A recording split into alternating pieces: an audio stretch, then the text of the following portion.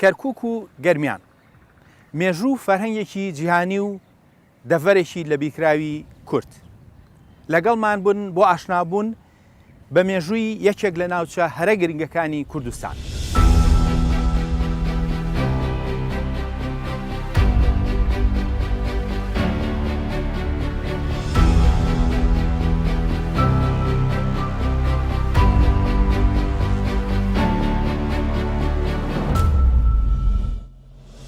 ئەم قەڵایی دەیبینن قەڵای کەرکووکە، یەکێک لە قەڵا دێرینەکانی کوردستان.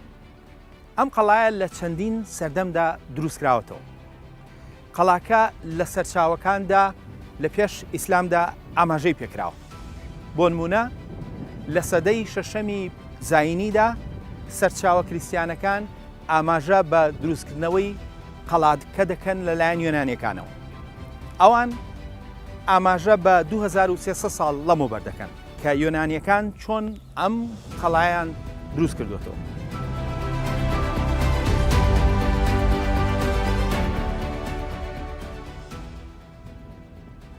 بەپێی سەرچاوەکە قەڵای کەرکووک پێش یۆنانیەکان هەر لێرەدا بووە. ئەوان جارێکی تر دروستیان کردوێتەوە. فەرمانەکە 2300 ساڵ لەمەوبەر لەلایەن پاشای یۆنانی سۆلۆکۆ دراوە و بۆ ئەوەی قەڵاکە دروست بێتەوە.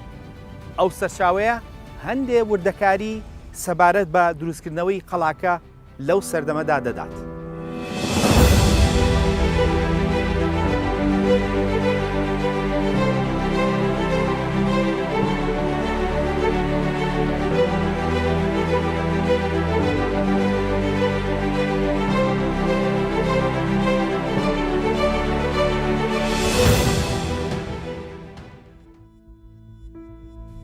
بەپێی سەرچاوەکە بە فەرمانی سۆلۆکۆسی پادشای سلوقی یۆنانی کە دەوڵەتی سلوقی بەناوە ناونراوە، دیوارێکی نوێ بە دەوری قەڵا ئاشووریە کۆنەکەدا دروستکرا. ئەم دیوارە نوێیە لە کۆنەکە بەرزتر بووە. ئەم جا 72 قولە لەسەر دیواری قەڵاکە دروستکراوە. دیارە ژمارە 72 ژمارەیەکی پیرۆز بوو لە سەردەمی دێریندا ئەو بابەتە ئاینیانە لە دروستکردنی تەلارەکاندا بە هەند وەرگیراوە. هەل لەبەر پیرۆزی ژمارەکەشە کە پێغەمبەر عیسا 72 دەست و پەیوەندی هەبووە و یارسانەکان 72 بیر. هەروەها دەڵێت کە قەڵاکە 2 دەروازەی بۆ دروستکراوە. یەکێکیان دەرگای باکوور بووە کە پەیکەرێکی بەردینی لە نزیک دادەنرێت و لە ناوەڕاستی شارەکەشدا کۆشکی پادشایی دروست دەکرێت. یۆنانیەکان شارەکە گەورە دەکەن بە دروستکردنی شەقام و کۆشکی زۆر و بەپێی سەرچاوەکە بەگشتی شارێکی نایاب دروستکراوە. دواتر جگە لە 5 خێزانی ناودار کە لە ناوچەی ئیستارە دەهێنرێن، خەڵکی تریش هێنراوە بۆ شارەکە. ئەمجا زەوی لە ناوچەکە دراوە بەو 5 بنەماڵەیە.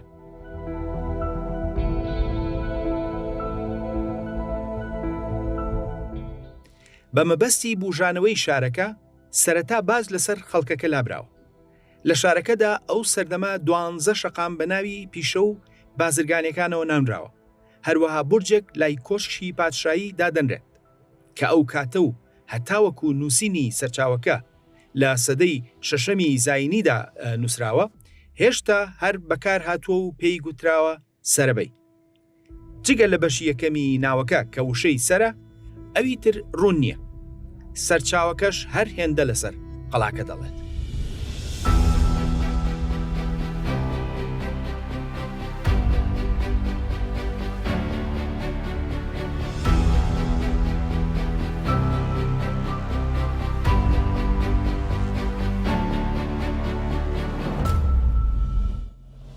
بەو جۆرە قەڵای کەرکووک بوو بە بناغەی شارەکە، بەڵام ناوەکەشی هەر بوو بە ناوی شارەکە. لەبەرەوەی قەڵاکە لەلایەن سلوقیە یۆنانیەکانەوە دروستکرا بوو، بەم قەڵایە وتراوە کەرکە دیسلۆکە کە بە زمانی ئارامی ماناکەی دەبێتە قەڵای سلوقیەکان. ئەو کات دوای ئاشووریەکان زمانی ئارامی زمانی باوی ناوچەکە بوو بۆ نووسین ئەو زمانە بەکاردەهات. بۆیە بە قەڵاکە گوتراوە کەرکە دیسلۆکە. دواتر ناوەکە کورتکراوەتەوە بۆ کەرکا کە هەر مانای قەڵات دەدات و کراوە بە کەرکووک. بەڵام ناوەکە زۆر لەوە دێرینترە. 4200 ساڵ لەمەوبەر ناوەکە بە ئەرەپا تۆمار کراوە کە ناوێکی سۆمەری یاخود هوریە و ڕێکماناکەی نازانرێت.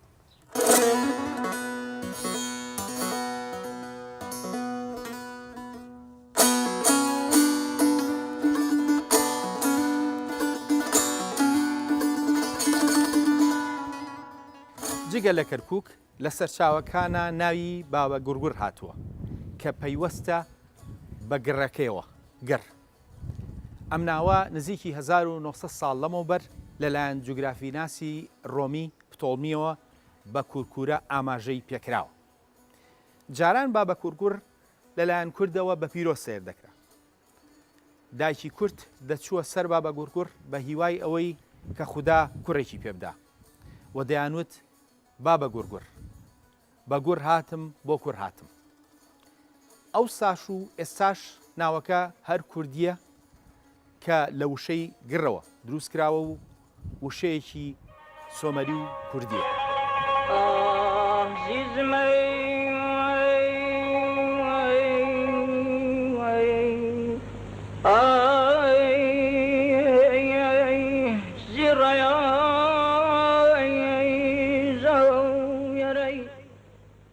جگە لەو شوێنانەی کە ئاماژەمان پێکرد ناوچەکە بەگشتی بە گەرمیان ناسراوە.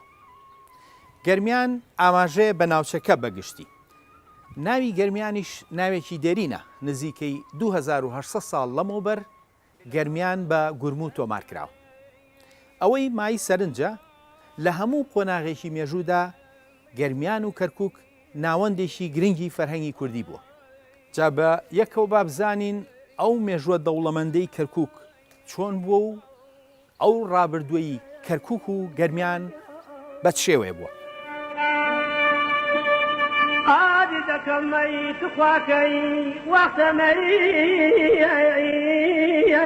وەیشمەی پیریمەی بخیاجۆی ئاشاخەی شۆخە جوانیم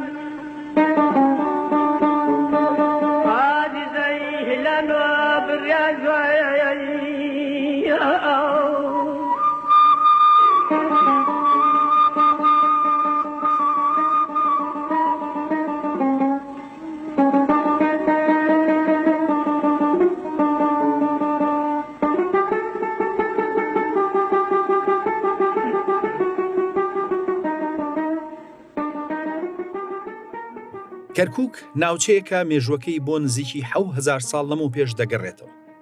دەشێت کۆنتریش بێت، بەڵام بەلایانی کەمەوە بە بەڵگەوە شوێنەواری 7000 ساڵی هەیە. شارەکە بەهۆی پێگەیەوە لەسەر ڕێگای بازرگانی لەبەر ئەوە لە سەرەتای مێژوەوە شوێنێکی گرنگی هەبوو و ئەوە کردوێتی بە ناوەندێکی فەرهەنگی.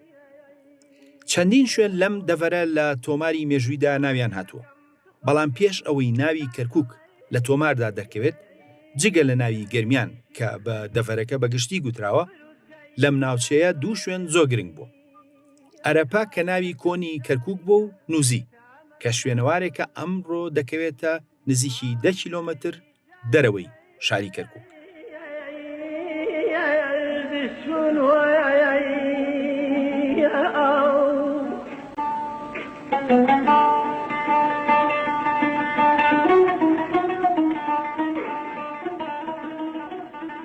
با سەرەتا لە ئەرەپا یاخود ئارەپەوە دەست پێ بکەین. ئەرەپا دەوڵەتە شار و شانشینێکی گرنگ بووە. لە بنەچەدا شوێنەکە سۆمەری بووە. نزیکی 4200 ساڵ لەمەوبەر ناوی ئەرەپا تۆمار کراوە. ئەم ناوچەیە لە بنەچەدا وەکو ئاماژەی پێکرا سۆمەری بووە، بەڵام دواتر وردە دەساودەسی دەسەڵاتی تێدا کراوە. ئەرەپە و کەرکووک چەندین نەتەوە و دەسەڵاتی جیاواز حکوم ڕانی کردووە. لەوانە سۆمەریەکان، ئەکەدیەکان، ئاشووریەکان، هوریەکان، مادەکان و فارسەکان و ئەشکانیەکان و تەنانەت هەزەبانیە کوردەکانیش. ئەمە وای کردووە کاریگەری ئەمانە هەمووی لەسەر شارەکە بمێنێت. بەڵام لە مێژووی دێریندا هەمیشە نەتەوەی بنەچەیی ئەم شوێنە کورد بووە. دواتریش ئارامی و ئاشووریەکان ڕویان کردوتە ناوچەکە و بوون بە بەشێک لە مێژووی دێرینی.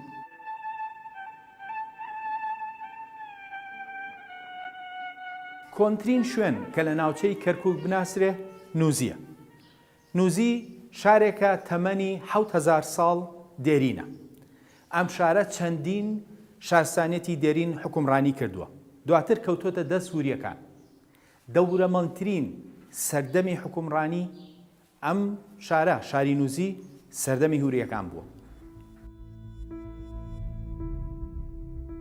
شاری نووزی هێندەی ئارەپە گرنگ نەبووە. شارەکە سەر بە ئارەپە بووە و لەو شارەوە حکوم کراوە. سەرڕایەوە نووزی هێندە گرنگ بووە کە کۆشی دەسەڵاتی حکومڕانەکەی 100 ژووری هەبووە جگە لە دیوەخانی گەورە. دیوارەکانی بە چەندین شێوەی جوان وێنەی لەسەرکراوە و ڕەنگا و ڕەنگ کراوە.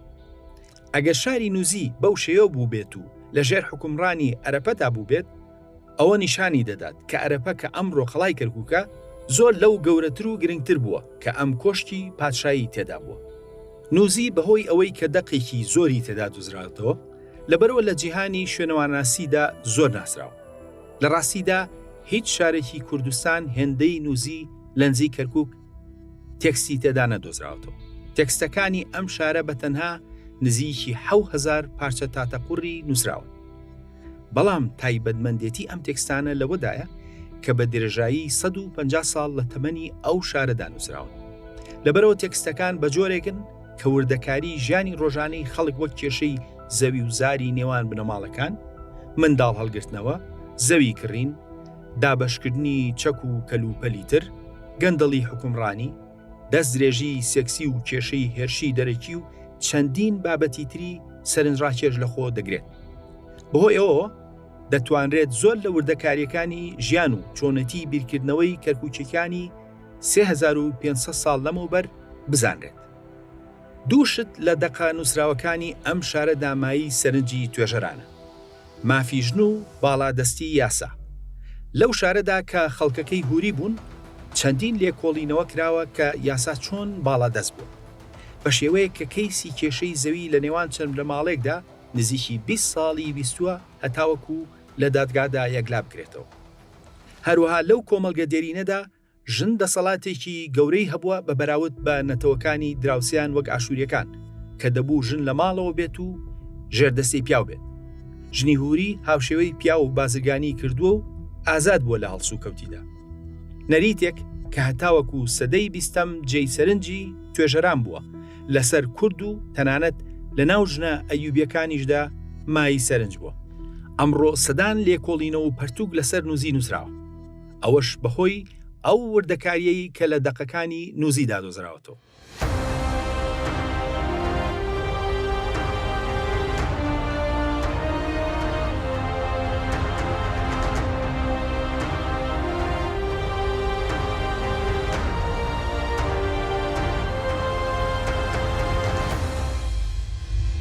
هەرچەندە وەک پێشتر ئاماژەم پێکرد، ناوی ئەرەپە کە ناوی دێرینی کەرکووک بووە ماناکەی نازانێت. بەڵام جوگرافیناسی ڕۆمی پتۆڵمی بە شێوەیەک تۆماری کردووە کە دەری دەخات ئەم ناوە چەند پەیوەستە بە مێژووی دێرینی کوردەوە. تۆڵمی زیاتر لە 1800 ساڵ لەمەوبەر ناوی کەرکووکی بە شێوەی ئەرپەشات تۆمار کردووە. ئەرپەشات ناوی پادشایەکی ئەفسانەی مادە و هەروەها بە پێی گێڕانەوەکانی مێژوونووسی کورد دینەوەری ئەرپەشات باپیری جەم بووە. جەمیش یەکەم کەس بووە کە لە ناوچەی سنجار و دەوروبەریدا پادشایەتی دامەزراندووە و یەکەم کەسیش بووە کە نەورۆزی داهێنەوە. بەو جۆرە ناوە دێرینەکەی کەرکووک ئەرەپەشات یان ئەرەپە پەیوەستە بە ڕابردووی دێرینی کوردەوە. ئەمانە هەمووی ئەومان بۆ دەخەنە ڕوو کە هەر کاتێک پەردە و لێڵی لەسەر کۆناغە دێرینەکانی مێژووی ناوچەکەلا دەبین، لە هەموو ڕوویەکەوە ڕووداوەکان پەیوەستن بە کورد و مێژوە دەوڵەمەندەکەی. بەڵام با دیسان بگەڕینەوە بۆ شاری نووزی و دەقەکانی کە بەهۆی ئەو دەقانەی کە دۆزراونەتەوە زانیاریمان زیاتر لەسەر مێژووی دێرینی هەیە. لەوانەیە زۆر کەس بڵێ جا نووزی پەیوەندی بە کوردەوە چییە؟ لەو شارەدا هوریەکان ژیاون و ئەوە شارێکی هوری بووە. لە ڕاستیدا زۆر لەو شتانەی کە لای مادەکان هەبوون سەدان ساڵ پێشتر لای هوریەکان لە نووزی تۆمار کراوە. بۆ نمونە ناوی دیاکۆ بۆ یەکەم جار لە مێژوودا لە نووزی تۆمار کراوە کە ناوێکی مادیە. هەروەها خوداوەند زروان کە خوداوەندێکی مادەکان بووە پێشتر لە نووزی بۆ یەکەم جار لە مێژوودا تۆمار کراوە.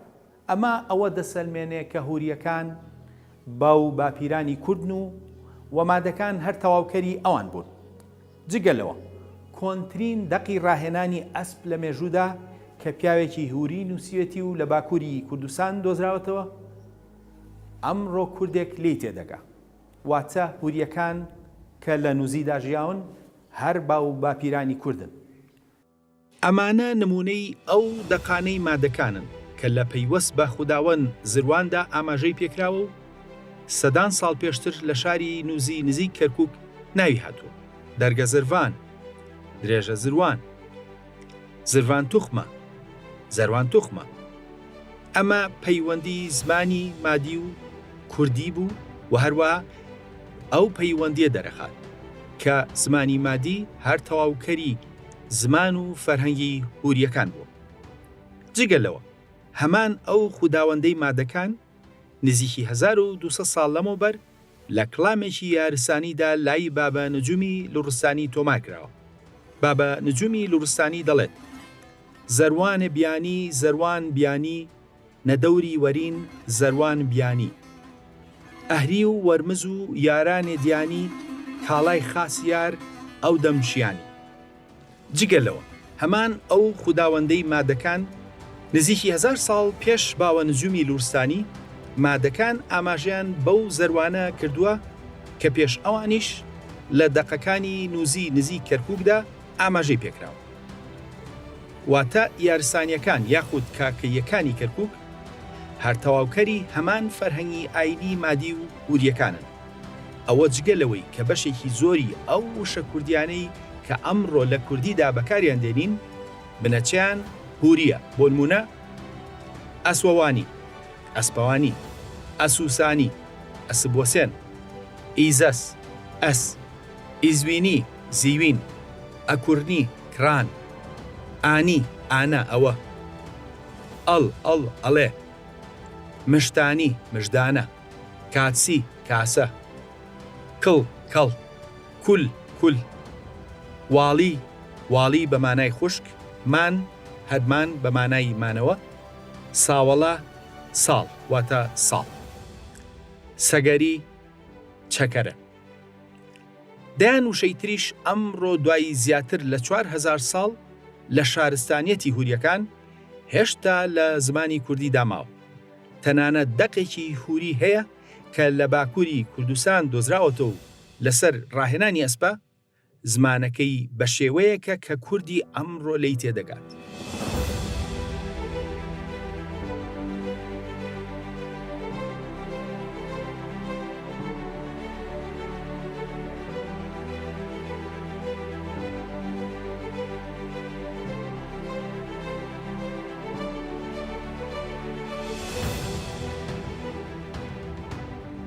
جگە لە ناوی نووزی یەکێک لەو شوێنانەی تر کە ئاماژەی پێکرا و پێشتر باسمان کرد ناوی گەرمیانە.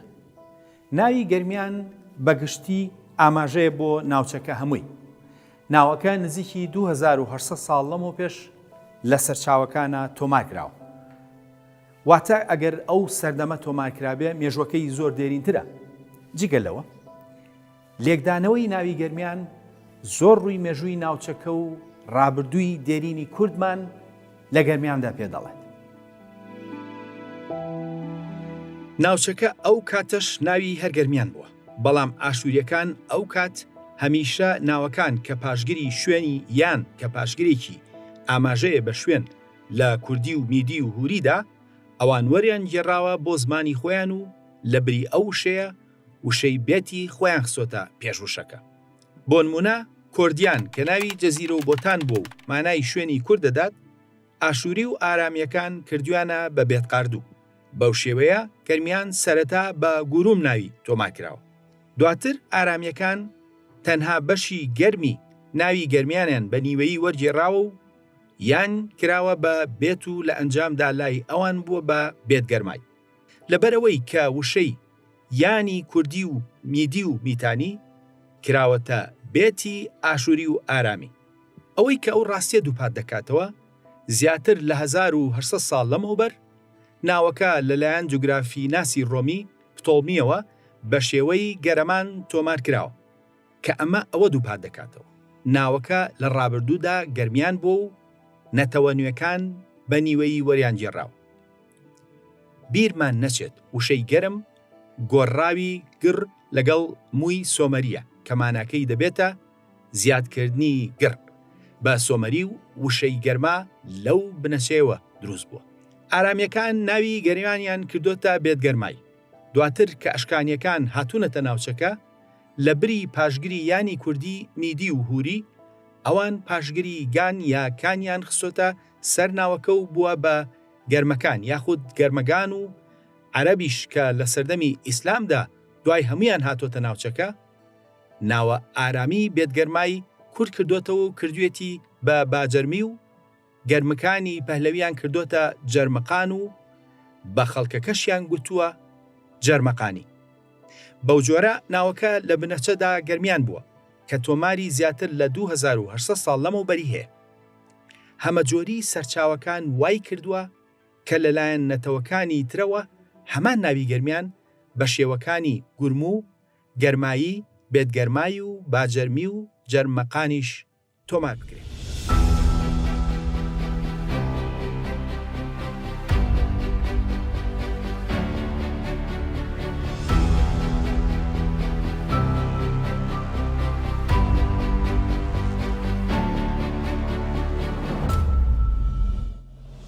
جگەلەوە ناوی گەرمیان ناوێکە بە زمانی کوردی و ئەیسەرمێنێ کە هەزاران ساڵ لەمەوبەر ئەوە کووردە کە ناوەکەی داوە بەم ناوچێ.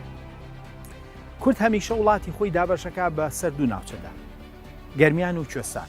کوێستان ناوچە شاخاوی و ساردەکانە و گەرمیان ناوچە گەرمەکە.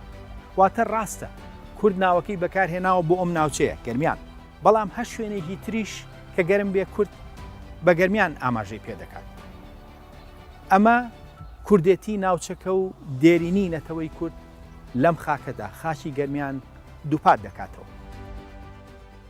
لە ڕاستیدا جەرمەقانیەکان کە هەر گەرمیانەکان بوون لە سەرچاوە ئیسلامیەکاندا وەک خەڵکی زانا ئاماژیان پێکراوە. ئەوان بە عەجەم و بە ئارامی لە قەڵەمیانداون. ئەوەش ڕاستە لەبەرەوەی ناوچەکە کورد و ئارامی تێدا بووە. جگەلەوە لە سەرچاوەکاندا هەندێک جار لە ڕابردوودا کورد بە عەجەم لە قەڵەم دراوە. بە تایبەت گەرمیانەکان دیارە ئاشنای ڕابردووی سۆمەری خۆیان بوون و خۆیان بەجودا داناوە. ئەو زاراوە کوردی کە گەرمیانەکان ئەمڕۆ قسەی پێ دەکەن نزیکترین زاراوەی کوردیە لە زمانی سۆمەری.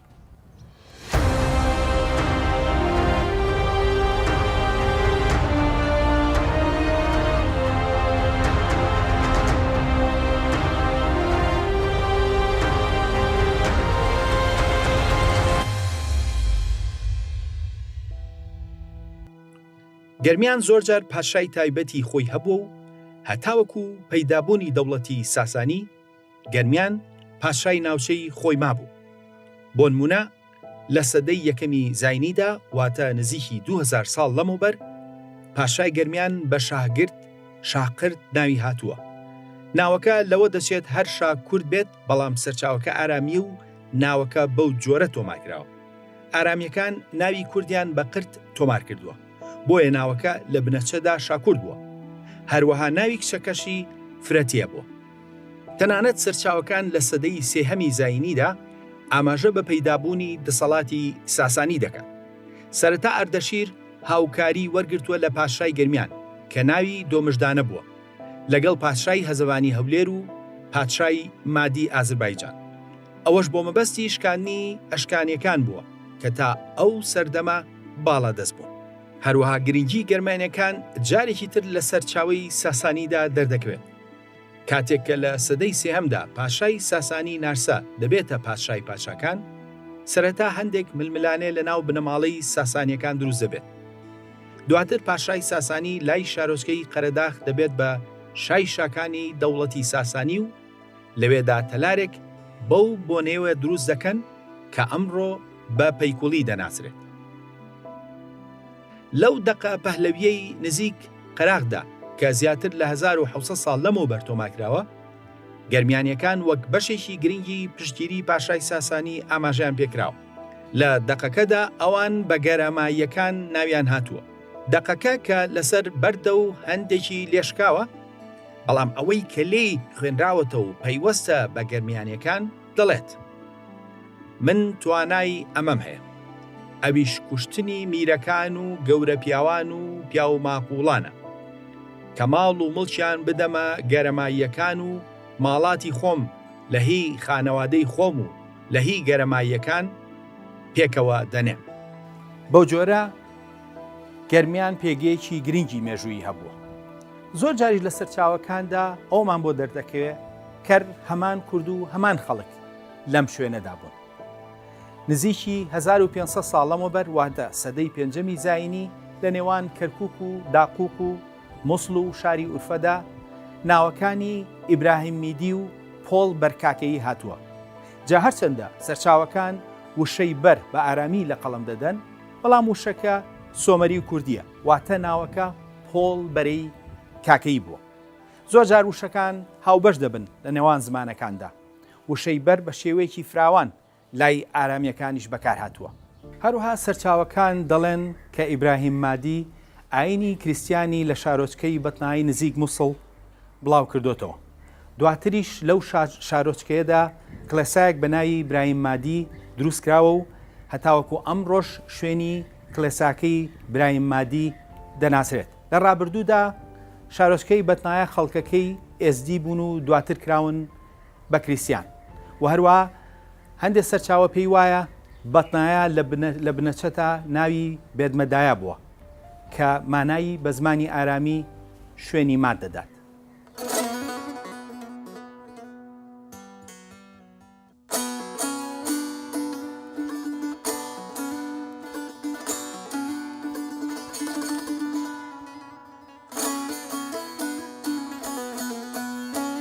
کەرکووک لە سەدەی دووەمی زاینیەوە بووە بە ناوەندێکی گرنگی ئاینی کریسیان. بەڵام ئاینی مانیش لە سەدەی سێهەمەوە لە شارەکەدا بڵاو بووەتەوە، جگە لە ئاینی زەردەشتی کە بە تایبەت لە سەدەی سێهەمەوە بە شێوەیەکی بەرچاو لە شارەکەدا بڵاوکراوەتەوە. ئەمە وای کردووە کە شارەکە جگە لەوەی کە زمانی جیاوازی کوردی و ئارامی تێدا قسە بکرێت، بەڵام ئاینی جیاواز و تەنانەت مەزهەبی جیاوازی کریسیانیش لە شارەکەدا هەبێت. بەشێکی زۆری ئەو سەرچاوانەی کە لە بەردەستان لەسەر ئەو مێژوە دێرینە سەرچاوەی کریسیانین، ئەویش بەهۆی بەهێزی ئاینەکەوە لە دەڤەرەکەدا و هەروەها مانەوەی ئاینەکە و بەڵگەنامەکانی هەتاوەکو ئەمڕۆ. ئەمە وای کردووە هەندێک وردەکاری لەسەر کەسایەتیە گەرمیانیە کریسیانەکان بێنێتەوە. تەنانەت ئەو سەرچاوانە ئاماژە بە گرژی و ململانەی نێوان پەیڕەوانی ئاینی مانی و کریسیانەکان دەکەن لە شارەکەدا. هەروها کوژرانی کریسیانەکان لەلایەن ساسانیەکانەوە لە شارەکەدا لە پەرتووکی کرۆنۆلۆژی کەرکا بێچلۆکا ئاماژەی پێکراوە کە لە سەدەی شەشەمی زاینی دانووسراوە. لە شارەکەدا ئاسی خوێنەواری بەرز بوو و چەندین کەسایەتی کریسیان ناوی هاتووە.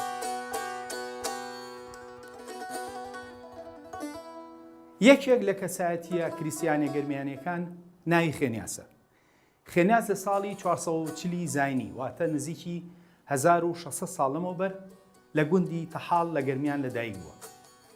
دواتر لەگەڵ دایک و باوکی ڕوو دەکەنە ئورفە و ئەو لەوێ لە بواری ئاینیدا دەخوێنێت. ئەم جابەپلەکانی قەشەیدا گەورە دەبێت و نازناوی ڕۆمی ئاینی فلینۆسی مابووک یاخود منبج بە ناوی شاری منبج یاخو مابووی ڕۆژ ئاوای کوردستانەوە ناو دەرێت. وەک زۆر لە کوردە کریسیانەکان خێنیاس لەسەر مەزهەبی یاقوبی دەبێت.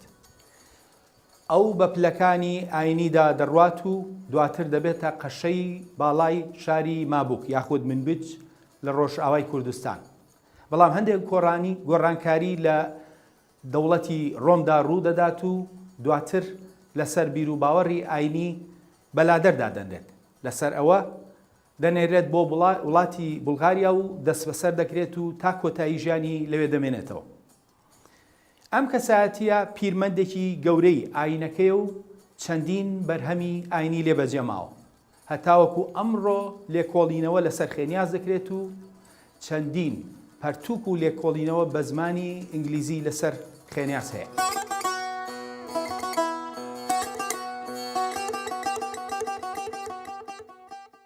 دەبێت ئەوە بزانرێت کە زۆربەی کەسایەتیە گەرمیانە کریستیانەکان خۆیان کورد بوون.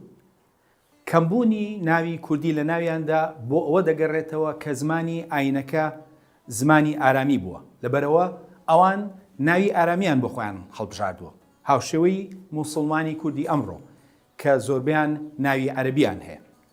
سەرڕایەوە لە سەرچاوەکانە هەندێک جار ناوی وەکو ڕۆستەم، پاکیزە، تەنانەت ناوی کوردیش لە سەرچاوەکاندا تۆمار کراوە. جگە لە خێنیاز کەسایەتێکی گرنگی تر هەیە کە ناوی سەبەر ئیشۆیە و بە سەبەر یەشوعیش ناوی هاتووە. ئەم زاتە لە ساڵی 524 لە ناوچەی شارەزور و هەندێک دەڵێن گەرمیان لە گوندی پیرۆس ئاوا لەدایک بووە. پێدەچێت لە نێوان ئەو دوو ناوچەیەدا بوو بێت. بەڵام زۆرجار لە سەرچاوەکاندا سنووری نێوان ئەم دوو ناوچەیە تێکەڵ دەبێت و لە سەردەمی نوێژدا کراون بێک. ژیانی ئەم کەسایەتیەش بەشێک لە مێژووی دەفەرەکە دەخاتە ڕوو. سەبەر یەشوع کوڕە شوان بۆ و خۆشی لە هەرزەکاریدا شوان دەبێت و دواتر دەبێت ڕەبەن لە کلێسەکان و چەند ساڵێک سەرقاڵی خوێنی ئاینی دەبێت. ئەمجا دەچێتە باکووری کوردستان بۆ ناوچەی نووسەیبین هەتاوەکو زیاتر لە ئاینی کریسیانیدا قوڵ ببێتەوە. لەوێ نزیکی 9 ساڵ دەخوێنێت و دواتر بۆ ماوەی 3 ساڵ بۆ خەڵوەتگرتن ڕوو دەکاتە جەزیرە و بۆتان.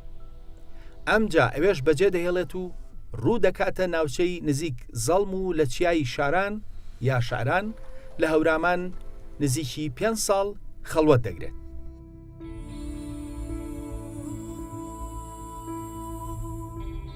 سەبەر ئیشۆ دواتر دەبێتە قەشەی باڵا لە گەرمیان و لە نزیک داقوق. ناوبانگی بە ناوچەکەدا بڵاو دەبێتەوە بە شێوەیەک کە کاتی هەڵبژاردنی گەورەتری سەرکردەی کریسیانی ڕۆژهەڵات دێت، پاشای ساسانی بڕیار لەسەر سەبەر ئیشۆ دەدات. ئیتر هەر کات باڵوێزی ڕۆم ڕوو دەکاتە ناوچەکە، سەرەتا دەبوو سەردانی ئەم پیاوە گەرمیانەیە لە مەدایم بکە. هەروەها قەیسەری ڕۆم چەندین دیاری بەهاداری بۆ ئەم پیاوە ناردبوو، داوای نزا و بەرەکەتیشی لێکردبوو. ئەم کەسایەتیە ساڵی 604 زاینی کۆچی دوایی کرد. شای ساسانی جلوبەرگی تایبەتی بۆ نارد بۆ ئەوەی بەپێی ڕێوڕەسمی ئاینی کریسیانی بەو جلانەوە بنێشێ. سەبەر ئیشۆ لەسەر وەسێتی خۆی لە گەرمیان نێژرا. هەروەها پرسێکی تایبەت و گەورەی بۆ کرا.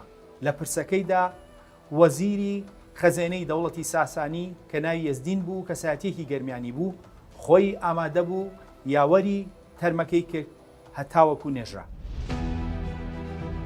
کەسایەتی تریش هەل لەم دەڤەرەوە سەری هەڵداوە. لە سەدەی نوێمی زاینیدا واتە نزیکی 1200 ساڵ لەمەوبەر تۆماز مەرگەیی لە شیروانە لە ناوچەی گەرمیان لەدایک بووە. هەرچەندە سەرچاوەکان ڕوونین ئایا لای قەڵای شیروانە بووە یان ناوچەی شیروانەی سەر بە هەولێر. تۆماز بە پلەکانی گەورەبوونی قەشەیدا دەچێتە سەرەوە. دواتر دەبێتە قەشەی باڵای ناوچەی گەرمیان و لەوێدا پەرتووکێکی نایاب لەسەر مێژووی کلێساکانی گەرمیان و ناوچەکە دەنووسێت. ئەم پەرتووکە زیاتر لە 120 ساڵە کراوە بە زمانی ئینگلیزی و سەرچاوەیەکی مێژووی گرنگی ئاینی کریسیانی و کلێساکان و کەسایەتی و ڕووداوەکانی ئەو سەردەمەیە. تۆماز لە پەرتووکەکەیدا هەندێک وردەکاری سیر لەسەر کەسایەتیە کریسیانەکان دەدات. تەنانەت ئاماژە بەوە دەکات کە خەڵکانێک لە کلێسەکانی کوردستانەوە چوون بۆ چین بۆ بڵاوکردنەوەی ئاینی کریسیانی.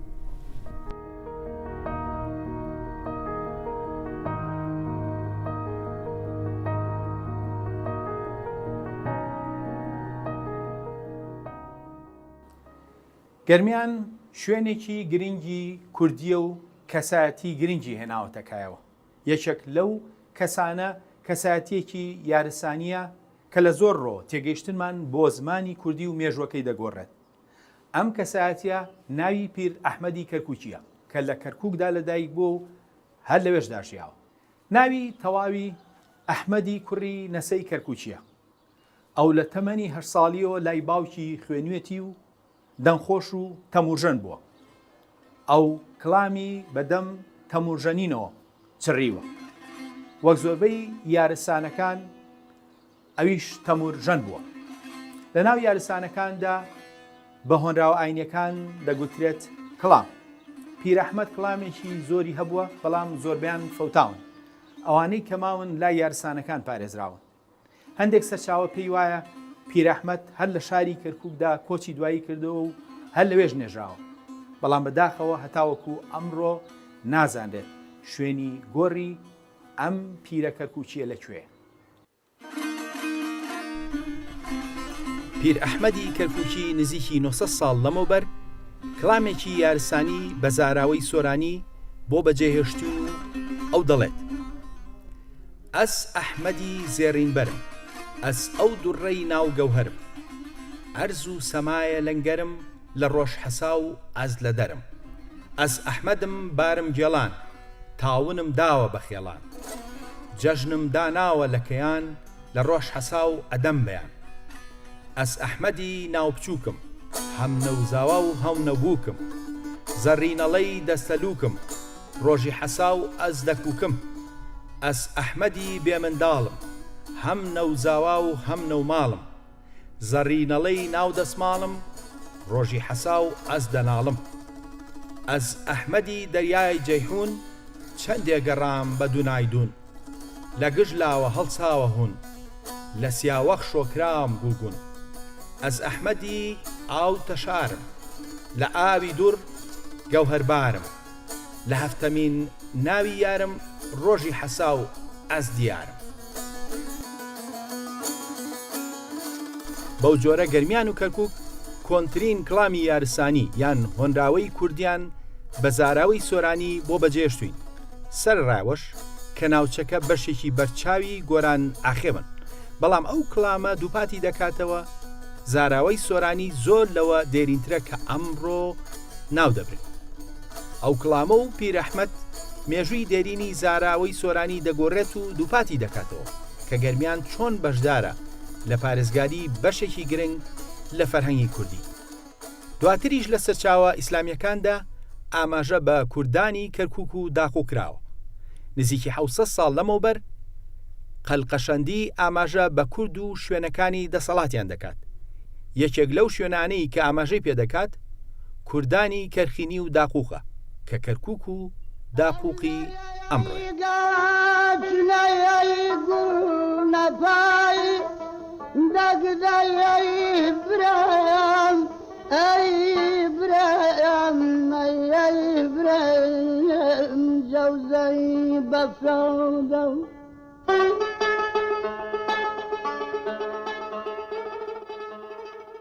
گەرمیان ناوچەیەکی دێرینی فەرهەنگی کوردستانە و سەرڕای ئەو کارە ساتانەی ئەم ناوچەیە دووچاری بۆتەوە زۆرجار ئەو ڕابردووە دەوڵەمەندە لەلایەنێکی فەرهەنگیدا دەکەوێتە ڕوو.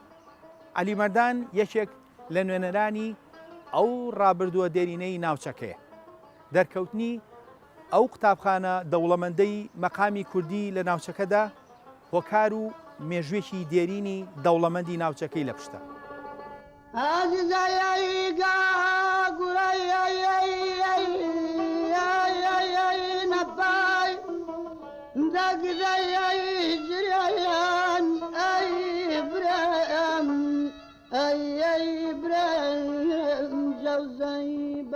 لە ڕاستیدا گەرمیان سەدان کەسایەتی گرنگی هێناوەتەکایەوە و لە توانایی بەرنامێکی نیوکاژێریدا نییە هەموو لایەنە دەوڵەمەندەکانی ئەم ناوچەیە بخاتە ڕوو.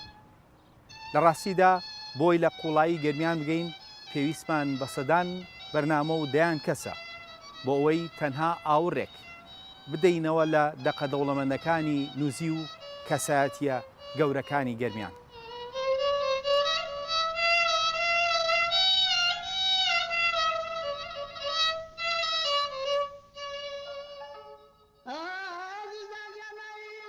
کەسایەتیەکانی وەکو دۆمشدانە و شاکورد و خێنیاس و ئیبراهیم میدی و پۆڵ کاکەی و پیرەحمەدی کەرکووکی و سەدانی تر ئالەم دەڤەرەوە سەریان هەڵداوە. هەروەها ناوی گەرمیان 2800 ساڵ لەمەوبەر تۆمار کراوە. ئەم کەرکووکە ئالەم قەڵایەدا کە ئێمەی دیاین 2300 ساڵ لەمەوبەر 12 شەقام لێدراوە. ئەمانە هەمووی ئەومان پێ دەڵێت کە ئێمەی کورد تا چەند ناشنین بە دەوڵەمەندترین شوێنی فەرهەنگی کوردستان.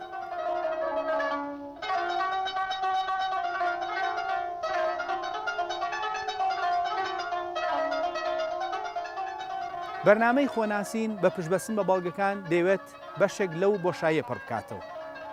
ئەمڕۆ بەرنمەیەکمان تەرخان کرد بۆ کردنەوەی دەواازەیەک لەسەر دەریای دەوڵەمەندی مێژووی گەرمیان. ئەوەش بە ئامانجی ئاشناکردنی خۆمانونەوەکانمان بە مێژووی دەوڵەمەندی ئەم دەڤەرە. تا بەرنمەیەکی تر خواتان لەگەڵ.